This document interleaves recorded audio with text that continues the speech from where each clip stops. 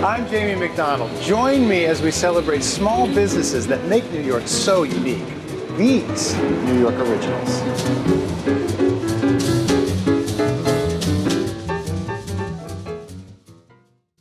Rod Stewart, Aerosmith, Bruce Springsteen have all performed at our next place. No, it's not Madison Square Garden, but one of the oldest rock clubs in America, Kenny's Castaways. There's that old saying, rock and roll will never die. Well, it's certainly true down on Greenwich Village's Bleecker Street. There's a lot of people that come down here because they want to be a part of that. It's like in the theater district, everybody's done Cats. Well, in New York, you know, everybody wants to play Kenny's at some point because that's where the musical history is. Kenny's Castaways is one of the original New York City rock clubs. A place where up-and-coming bands hone their skills and become legends. They allow me to play my music the way that I think I should play it. And then it stands or falls on its own merits or demerits. We really want to foster talent in people, and we want to help to develop people if we can, you know, in whatever way we can. In most places, they're not able to do that. I'm just grateful that we can. Kenny's alumni is all over their walls in the form of mementos that would make even the Hard Rock Cafe envious.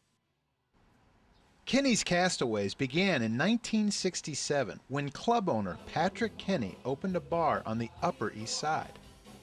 Wanting to get closer to the downtown music scene, he decided to cast away and create this Bleecker Street spot in 1975. Maria says her dad wanted it to be a place where burgeoning talent could play without all the usual red tape and regardless of their connections. There's different people that he saw performing on the street and was like, why are you doing, you're too good, come on inside. And, you know, would like take them in and say, get up on the stage and play. And scores would. For the list of musicians who have performed at Kenny's is amazing.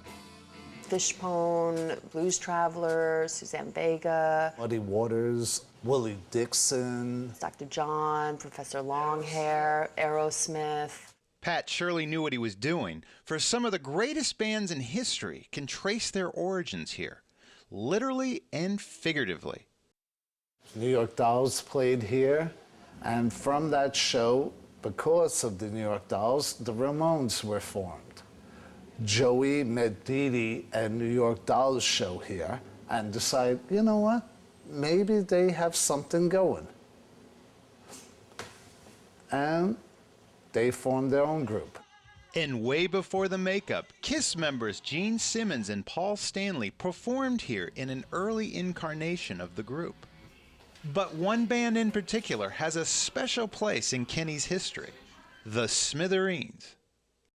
Pat Kenny, he was our mentor in New York, and he booked us here all the time, and we became a de facto house band, really. He was a great supporter of us and a great friend and a real spiritual father to us. Another house favorite who went on to a few bigger things?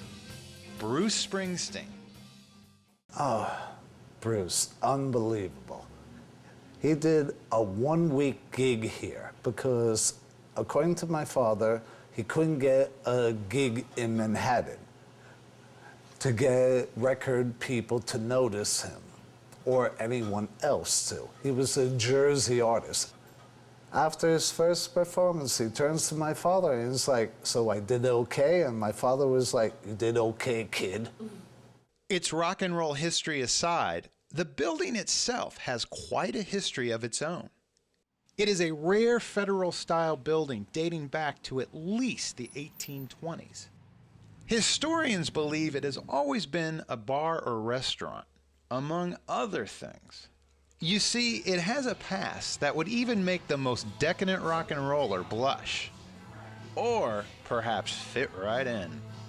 It was owned by this guy, Frank Stevenson, who turned it into a bar called The Slide, which the papers of that time, like the New York Herald and the New York Press, called the Den of Iniquity because it was a place where, first of all, it was the first openly gay bar in New York City at that time, which was quite a feat in and of itself. In the basement, there were all these little rooms where they had orgies, and there was a brothel at some point. The reason we discovered the brothel was because Tommy took down some boards, and on the back of the boards was this writing, and it was, you know, large woman 50 cents, small woman, you know, like this basically laundry list.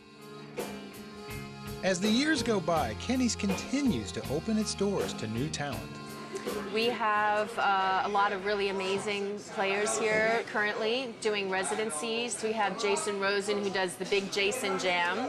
And then we have bands like Scarlet Ending, who are amazing, and there's a band called Julius, who's incredible. Pat Kenny died in 2002, but his family continues his legacy. Basically, it's my mother, my brother Gerard, my brother Patrick, myself, and my brother Tommy. So it's a family-run business, and will and always will be, hopefully for the future generations. Kenny's Castaways has live music 7 days a week. Now, if you're an up-and-coming musician, Marie is always looking for new talent. You can reach them through their website.